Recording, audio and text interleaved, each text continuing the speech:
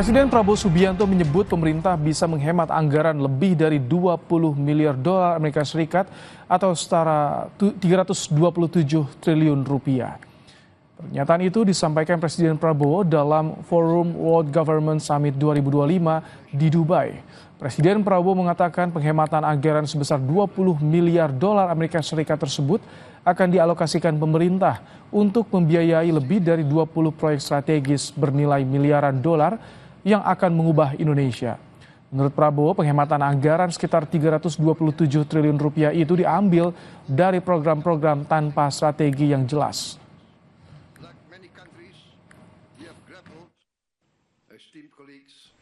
Through careful management of state funds, we have saved more than $20 billion, equivalent to about 10% of our annual budget.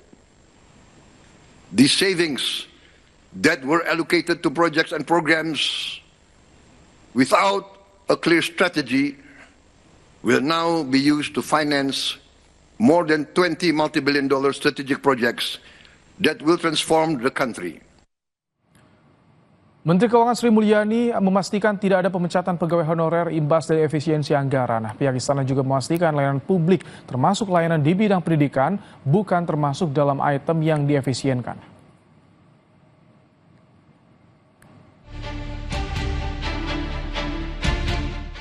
Efisiensi anggaran yang dilakukan pemerintah menuai pro dan kontra. Efisiensi anggaran dikhawatirkan akan berdampak pada status tenaga honorer di instansi pemerintahan baik di pusat maupun daerah. Kementerian Keuangan Sri Mulyani memastikan tidak ada pemecatan pegawai honorer imbas dari efisiensi anggaran. Sri Mulyani juga akan melakukan penelitian lanjutan terhadap anggaran kementerian dan lembaga agar tidak berpengaruh pada belanja tenaga honorer. Dengan ini disampaikan bahwa tidak ada PHK tenaga honorer di lingkungan kementerian dan lembaga. Kami memastikan bahwa langkah efisiensi atau dalam hal ini rekonstruksi dari anggaran-anggaran kementerian lembaga tidak terdampak terhadap tenaga honorer. Untuk itu akan dilakukan penelitian lebih lanjut langkah efisiensi kementerian lembaga tersebut agar tidak mempengaruhi belanja untuk tenaga honorer dan tetap menjalankan sesuai arahan Presiden, yaitu pelayanan publik yang baik. Sementara Kepala Komunikasi Kepresidenan Hasan Nasbi memastikan gaji pegawai dan layanan publik bukan termasuk dari item yang diefisienkan, termasuk juga layanan-layanan dalam bidang pendidikan. Dalam efisiensi ini, gaji pegawai dan layanan publik bukan termasuk dari item yang diefisienkan, ya, termasuk juga layanan-layanan dalam soal pendidikan. Oleh sebab itu layanan-layanan pendidikan, ya, tidak akan dikurangi. Jadi kalau ada informasi bahwa misalnya layanan pendidikan ini terdampak efisiensi, itu tidak benar. Jadi pemerintah memastikan bahwa layanan pendidikan yang seperti apa misalnya biaya operasional perguruan tinggi itu tidak akan terdampak. Merespon efisiensi anggaran ini, Wakil Ketua Komisi 2 DPR fraksi PDIP Arya Bima mempertanyakan dasar kebijakan efisiensi anggaran lembaga dan kementerian. Dirinya berharap Presiden Prabowo tak lagi memangkas anggaran pada 2026 karena tidak efektif dan dapat mengganggu kinerja.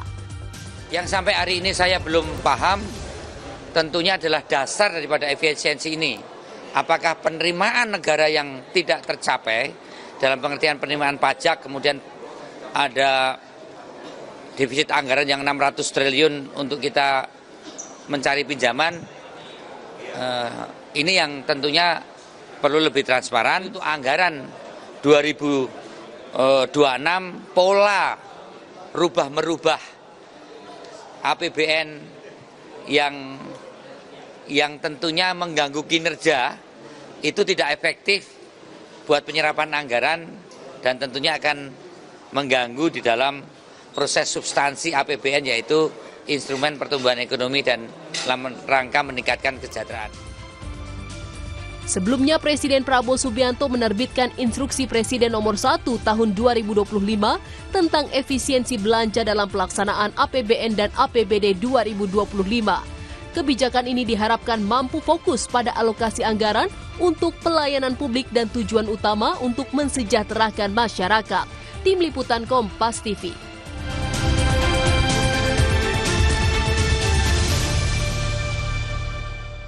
Program cek kesehatan gratis mulai berjalan 10 Februari 2025. Apakah masyarakat di berbagai daerah sudah bisa mengakses program prioritas Prabowo Gibran itu dengan maksimal? Ulasannya hadir sesaat lagi.